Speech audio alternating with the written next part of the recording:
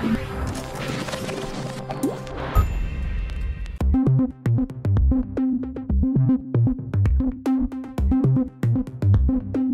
suis avec Valentin. Ouais, salut Christophe. Ça va?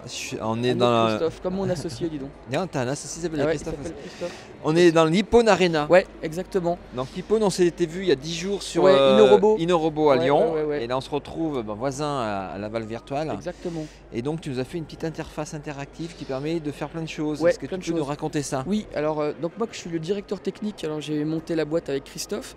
Donc je vais d'abord te parler un petit peu de technique avant de parler de... Parlons technique, ça me va bien. Le truc c'est que je suis pas là, Hippone n'est pas l'inventeur des surfaces interactives. L'innovation qu'on introduit, c'est surtout une baisse de prix intéressante. Donc la techno que tu utilises est beaucoup moins chère que Voilà, la techno précédente. exactement. Pour expliquer très simplement aux gens sans faire un cours de physique, on a développé en fait une surface plastique qui contient en fait des lignes et des colonnes, Oui. Et qui récupère des ondes qui sont émises par ces petits tags que tu vois là. Ouais. Donc ça c'est un petit tag qui va se miniaturiser, hein, qui va devenir, Ah, mais une diode et tout? ouais, qui va devenir de plus en plus petit, qui à la fin va être aussi petit qu'une carte de crédit au niveau épaisseur, tu vois. D'accord. Et alors qu'est-ce qu'ils font ces petits tags? Ils envoient des ondes à la surface, Ouais. et à la fin tu peux traquer. Traquer, ça veut dire, tu sais, suivre des centaines de tags sur la surface. Ils ont 3 caractéristiques. On sait les identifier parce que dans un jeu d'échecs, tu as besoin de savoir qui est le roi, qui est la reine. Dans un jeu de Warhammer, tu sais, il faut que tu saches qui sont les tanks et qui sont les fantassins. Ils ont tous leur ID. Voilà. Alors ça c'est le premier truc, l'ID. Alors c'est pour ça que tout le monde nous compare au RFID, mais on fait mieux que ça. On a aussi la position, on a aussi l'altitude et on a aussi la rotation. C'est ce que je vais te montrer. L'altitude sur combien de centimètres? Sur à peu près 7 cm. D'accord. Ça va permettre aussi d'utiliser des objets que tu vas promener donc au-dessus de la surface. Alors là, pendant qu'on parle, regarde, c'est la meilleure pub du monde. Tu as 2 enfants qui doivent avoir 5-6 ans. Le papa, il ne bouge plus. Et regarde, il est patient. ils sont en train de jouer à un air hockey. Alors ça, évidemment, on va dire entre guillemets, c'est le degré zéro de la technologie, puisqu'on a juste 2 tags. Ouais. On n'utilise même pas la rotation. N'empêche que c'est un jeu millénaire qui plaît tout le temps. Et alors, tu vois, la révolution, c'est ce qu'on appelle l'Internet des objets. Qu'est-ce qu'ils ont dans la main? Ils ont des objets physiques, ils ont des objets tangibles. C'est ce que Christophe, quand Christophe m'a rencontré, il m'a dit ça va être le retour des doudous, de tous ces personnages-là qu'on a besoin d'avoir pour de vrai, et pas seulement en images de synthèse. Donc là, regarde, ils ont pris de façon très naturelle, ils ont pris les 2 palets rouges physiques, et ils sont en train de se battre sur la surface. C'est sympa parce que tu as fait le même son que le vrai truc. Alors ouais, exact. Sauf que là, c'est pas le son que tu entends, c'est directement le plastique qui... bon, enfin bref. Donc là, c'est piloté par un iPhone. Alors là, je vais arrêter avec la technologie. Maintenant, l'intérêt, ce qu'on a voulu faire, on n'a pas voulu faire un ordinateur pour plein de raisons. Première raison, on veut une baisse de prix. Donc ça, ce que tu vois là, c'est un écran.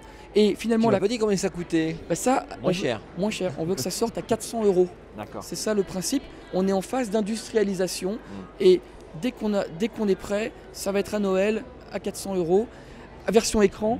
Noël 2012 2013. 2013. Et on a une version sans écran, alors là qui va être beaucoup moins cher pour le coup. Pour les jeux plateau, des choses Pour les comme jeux ça. de société, on en parlera après. Alors, j'étais en train de lancer ouais. le jeu. Alors tu vois, je suis sur le smartphone, donc je vais lancer en fait... attends, je vais vérifier juste, voilà, ça tourne pas lui. Je vais choisir par exemple un jeu de rôle. Hop, c'est parti. Le smartphone en fait envoie les pixels vers l'écran, tout simplement, puisqu'on fait une entrée HDMI. Et tu vois, regarde, hop, je suis en train de poser les pions. Je suis en train de... Alors lui, attends, il n'a pas de tag. Il n'y a pas de tag. Tu vois, et là par exemple, c'est parti. On a 3 pions. Je vais aussi prendre, attends, celle qui est là. Hop. Alors, par exemple, puisqu'elle filme l'écran, elle a bien raison. Un exemple d'interactivité. Tu vois là, on a le pion bleu numéro 1, le pion rouge numéro 1, regarde, ils vont se tirer dessus, tu vois, on voit le tir entre les deux. Alors, oui c'est ça, rapproche-toi. Alors, tu vois, ils se tirent dessus. Un exemple de règle du jeu, si il va derrière le mur, bah là ils peuvent pas se tirer dessus. Donc c'est typique d'un jeu de rôle où avant il fallait lire la notice, et là tu as une première idée de ce que va être un jeu un peu plus casual qui va t'éviter de lire la doc. Alors, voilà un exemple. Je vais te donner un autre exemple qui va ravir les gens de Donjons et Dragons. Donc, Donjons et Dragons. Tu vois, regarde. Pareil, là j'arrête le jeu de rôle. Imagine, tu as téléchargé sur l'Apple Store ou l'Android Market un jeu de Donjons et Dragons. C'est parti, je vais équiper. Alors, là c'est pareil, je prends mon tag, j'équipe le dragon, hop, je le place, tu vois. Ça va me permettre de tirer. Alors, jette des flammes, vous avez vu après, le dragon qui lance des lui, flammes. par exemple, imaginons, c'est un opposant au dragon. Alors regarde bien, hop, là je vais choisir mon arme, pouf, j'ai pris l'arbalète. Et là, tu vois, par exemple, là c'est rouge, ça veut dire que je suis pas dans la ligne de visée. Là c'est vert. Et là, hop, je suis en train de lui tirer dessus au dragon. Le dragon, il est pas content. Hop, et regarde, tu vois les points de vie en même temps qui diminuent. Donc voilà un exemple de Donjons et Dragons. Alors tout ce que je te montre aujourd'hui, c'est montré ça, InnoRobot, les dragons. Parce que tu m'avais fait une interview hyper rapide, mon vieux. Alors tout ce que je te montre aujourd'hui, c'est encore du prototype parce qu'on a 2 missions. Une première mission qui consiste à fabriquer l'appareil en masse et une deuxième mission qui consiste à convaincre les éditeurs de jeux. Parce qu'évidemment, Epone va peut-être faire 1 ou 2 jeux, mais ce qui est intéressant, c'est de bâtir un écosystème et que les gros du secteur commencent à porter leur licence sur ce système. Et là, effectivement, ce sera un succès phénoménal. Tu sais bien que ce n'est pas la technologie qui se vend, c'est les contenus. Alors, maintenant, pour les gens du jouet. D'ailleurs, regarde, regarde tous ces enfants là qui sont en train de jouer avec des petits robots. Alors, on va les faire bouger, les robots. Exactement. Alors pourquoi on était à InnoRobot ensemble. Le problème de la robotique, c'est que c'est encore très cher. Ils mettent des caméras, ils mettent des tas de choses, ils font de l'analyse d'image. C'est très intéressant, mais tu ne peux pas faire des robots à quelques dizaines d'euros. Alors qu'est-ce qu'on est venu faire? Eh bien, tu vois, je prends ce petit robot. Alors, Orange. Ça, c'est pas nous qui les avons inventés, hein, c'est les Tankbots. Tu les trouves par exemple sur Internet. Mais on a fait un truc magique. Tu as rajouté un tag dedans. On a rajouté effectivement, toujours pareil, ce petit tag. On l'a mis à l'intérieur. Et alors du coup, ce bout de plastique qui coûte à peu près 20 euros, je ne sais plus exactement son prix, mais c'est un peu l'ordre de grandeur, et ben, il va devenir intelligent. C'est-à-dire que sur cette surface, tu vas voir, on va pouvoir le piloter par logiciel. Et comme on a sa position, on va pouvoir lui dire d'aller n'importe où. On a fait un scénario, et ça c'est Christophe qui l'a inventé. C'est un scénario. Pas moi, l'autre. Ouais, c'est un autre Christophe.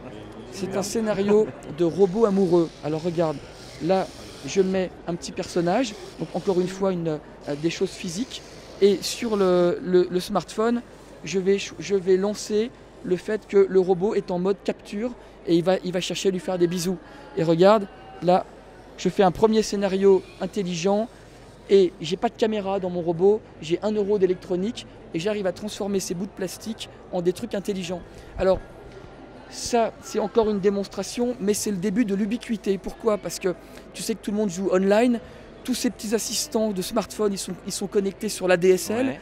Alors, qu'est-ce qui va se passer? C'est que par exemple, ce robot, il bouge tout seul, il correspond à la position qu'a bougé l'autre joueur online.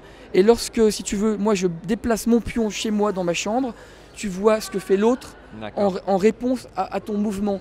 Donc ça va permettre des jeux interconnectés online. Des jeux tangibles interconnectés. Voilà, on n'est pas bien là. Ah bah là on est bien. Voilà. Il y a un site web où on peut retrouver tout ça? Oui, epone.fr, E-P-A-W-N. Alors Epone, ça veut dire pawn en anglais, ça veut dire pion. Et I comme électronique. Donc nous, on est les fous des pions électroniques. Et donc epone.fr, tu vas avoir toute la documentation, toutes les explications, à la fois techniques, les applications, etc. Tu vas voir tout ça sur le web. Non. Tu me prêteras un petit truc comme ça qu'on essaye de voir ce qu'on peut faire dans l'enseignement avec ça? Oui, d'accord. Ah, et attends, puisqu'on fait un reportage, on va te montrer la version aussi sans écran. La version sans écran. Donc ça, c'est pour les jeux plateau.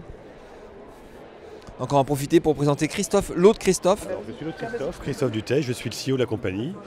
Mais non, Valentin fait ça très bien. Il est embauché, il n'en peut plus là, je l'ai soufflé le pauvre Valentin. Alors, depuis 3 jours. On a dit tout à l'heure, la version avec écran, l'Epone Arena, c'est 400 €, c'est pas cher. Mais pour certaines personnes, c'est encore trop cher. Alors on s'est dit, on va faire une version encore plus démocratique, où on va augmenter des jeux de société, en prenant le vrai jeu de société, la vraie piste en carton, et on va faire évoluer dessus nos petits personnages avec nos petits pions.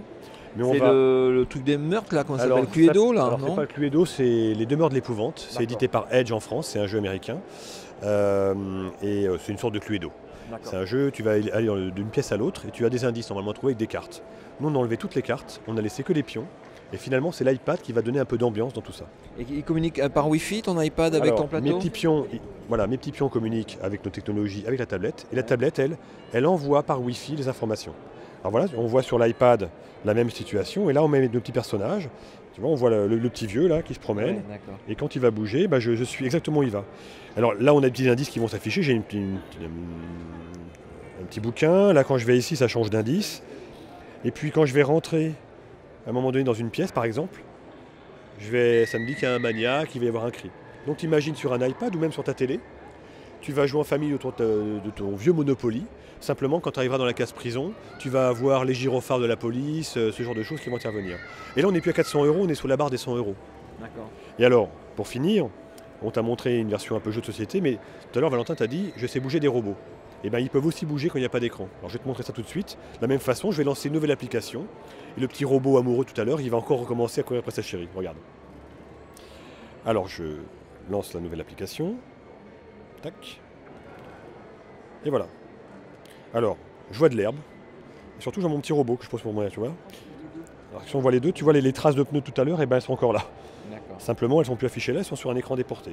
Et je vois une petite bonne femme encore, et je peux lui dire, bah écoute, sois amoureux.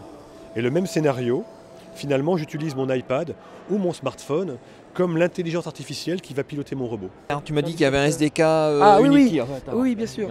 Alors voilà, je t'explique. On n'est pas lié à une librairie graphique. Ouais.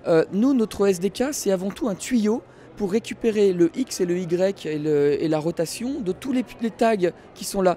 Donc du coup, notre SDK, il est super simple. Il est compatible iOS, Android, Windows, Linux. Après, les développeurs de jeux, par exemple, s'ils sont habitués d'utiliser Unity, ils vont faire un projet Unity avec des graphismes, avec des tas de choses comme ça. Ils vont mettre en plus notre petite librairie, mais qui va se rajouter dans le projet. Et donc après, si tu as des gens qui utilisent autre chose que Unity, une autre librairie graphique, eh bien c'est le même module que tu rajoutes dans ton projet. Donc on est comment dire, comme dit Christophe, on est agnostique vis-à-vis de tous ces projets, de toutes ces plateformes. Moi, pourquoi je vois Agnostique. Agnostique. Bien les gars, bah merci bien pour cette super démo. On se voit dans 10 jours, il y a WW 2012. Ok. On se lâche plus. Bon, à la prochaine. Amoureux.